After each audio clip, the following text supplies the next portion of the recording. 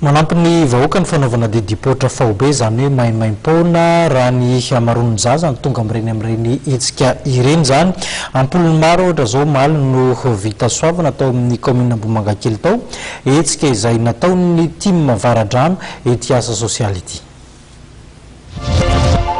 Ankizy manodidina ny 50 no vita soavana omaly tao amin'ny commune Ambohimangakely.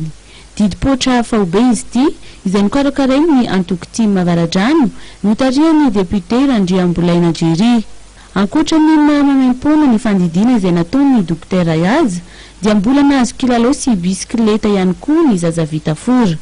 Vory lanina tao an-toerana ny mpikambana team Varadrano nandamina sy nizary ny kilalao ary nanotrona ireo ray aman-dreny mitondra ny zanany atao asoavana.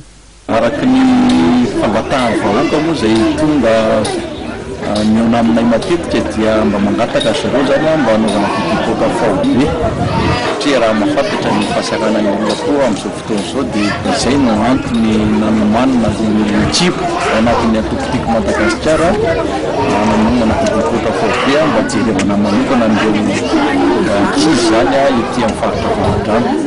Izao zany natao dia tsy Ambohimangakely irery fa amina maromaro eto amin'ny district Varadrano. Talohan'ity didipotra faobe tao Ambohimangakely ity dia efa nikarakara izany tao amin'ny commune Lasora ihany koa ny team Varadrano izay nampatsiahy tamin'ny vahoaka ny fanombohany ny fankalazana ny 15 taona ny Anto ny 9 volana Jolay izao eny Mahamasina.